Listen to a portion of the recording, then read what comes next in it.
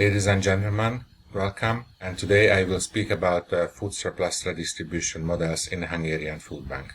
In Europe, food banks have collected last year 839,000 tons of food. Altogether we have 352 food banks working together with 44,000 charitable organizations, helping 12.8 million people in need, and with the help of almost 100,000 co-workers, among them 94% are volunteers. In Hungary, we work with 500 charity organizations, helping 250,000 people in need, and last year the Hungarian Food Bank Association was distributing over 10,000 tons of food. The Hungarian Food Bank primarily works with food retailers and food processing companies. We are saving food from the main food retail chains from 680 stores, and we work with more than 100 companies who are food processing partners of the food bank, and they are mostly delivering food to our main warehouse. We have two main operational processes. One is what we call centralized distribution, and the other one is what we call decentralized distribution. The main difference between the two processes is that in the centralized distribution process, the food is arriving to our central warehouse, where charities are taking it and bringing it to the place where they distribute it to people in need. In the decentralized distribution, the charity organizations are directly going to the food donor. This is typically in case of retail chains, where our charity partners are going to the stores and picking up the food directly there, and the food bank is not physically handling the food, just organizing the processes and acts as a coordinator and a main contractor towards the food donor companies. You can see here the centralized distribution is steadily growing a little bit, but it's not increasing dramatically. We have started the decentralized distribution in 2011. That was the point when it was significantly increasing. And although in 2019 and 2021 a decline, which is partly because of COVID and partly because of other conditions, but still decentralized distribution today represents the majority of the food that we are receiving and delivering. So here there is a daily, typically morning collection from retail stores with typically bakery products from the previous evening, fruit and vegetables, sometimes refrigerated items at the day of the expiration in the morning. And we also receive occasionally dry food like pasta or canned food, or sometimes even non-food items like, for example, hygiene products. And in addition, before the public holidays, we receive all the bakery items and all the food that would otherwise expire during the holidays when the stores are not open. The coordination of these projects start with a national level contract between the donor company and the food bank. We have descriptions for both the charity side and both the store side. We do a pilot testing in 1 or 2 stores. We fine-tune the processes and then we finalize it. Then we start searching for partners. We contract the charities for the specific stores. The charitable organization staff for the processes, do the necessary IT preparations because we store data in an IT system as well.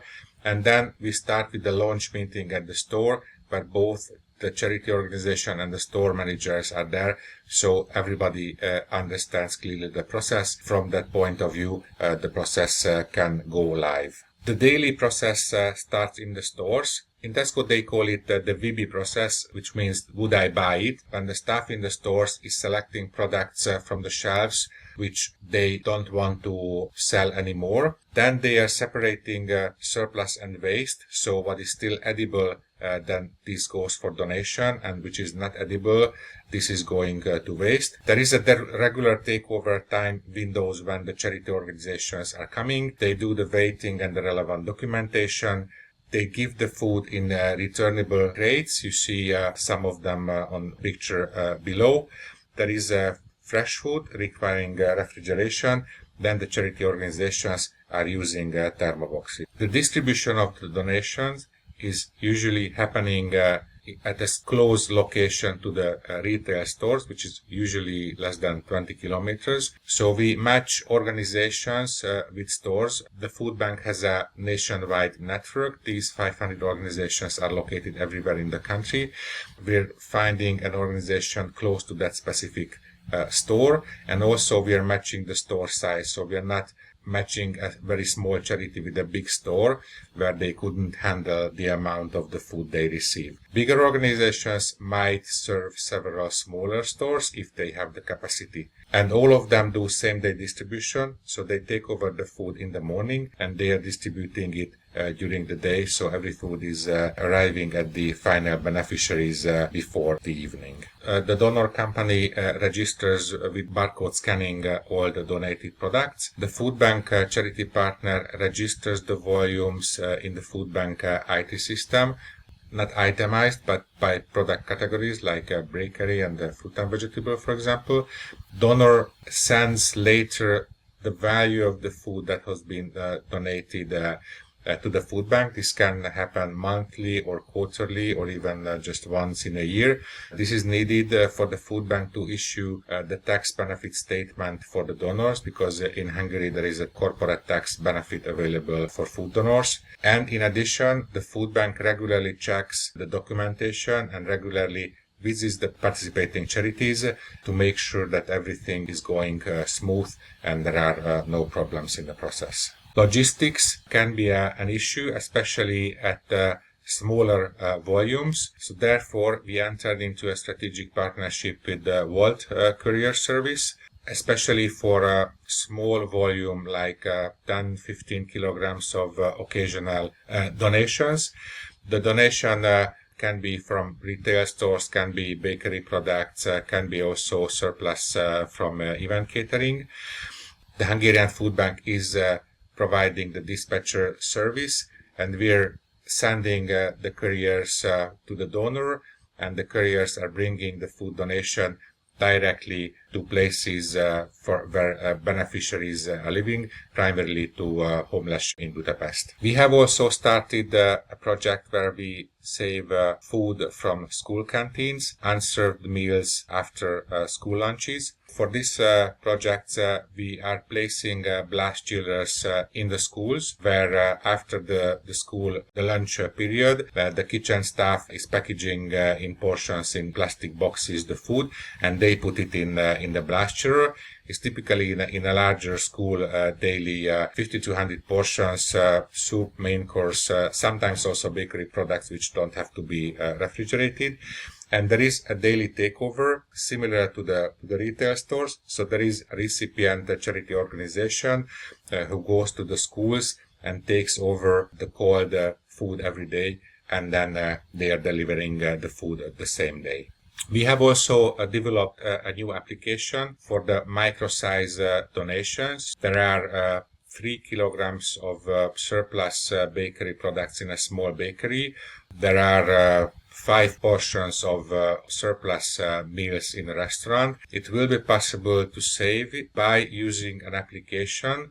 The beneficiaries can directly book these food packages online, free of charge, then directly go to the place and take it over. If you know, the applications this is similar, but there are 2 main differences. This application is free of charge for the beneficiary, so they don't have to pay for the food. And on the other hand, this application is not an open application, so not everybody can register. It's only the charity partners of the food bank can register their beneficiaries. So we want to make sure that these food donations are only going to people in need and not to anybody else. Here you see kind of a summary, or I could call also a vision of food surplus redistribution, different models in terms of the different sizes. So we have a solution for the large volumes, which is the centralized warehouse-based models, apply with the food processing companies, large retail stores, and large events. We have a solution for the medium size, which is facilitated direct distribution. We have a solution for the small amounts, which can call coordinated delivery services, where use the services of Volt. This can be, for example, typically bakeries or self-service restaurants, small canteens, hotels, small events. And we have also a solution for the micro donations, which is the application-based, the food for free model, where we can very small retail stores, or we can even work with a la carte restaurants, cafes, and anybody else who have a small size of food donations. In terms of the main operational processes, we have the centralized distribution, we have the decentralized distribution, and now we have the B2C model, where we don't even have the charities physically touching or dealing logistically with the food.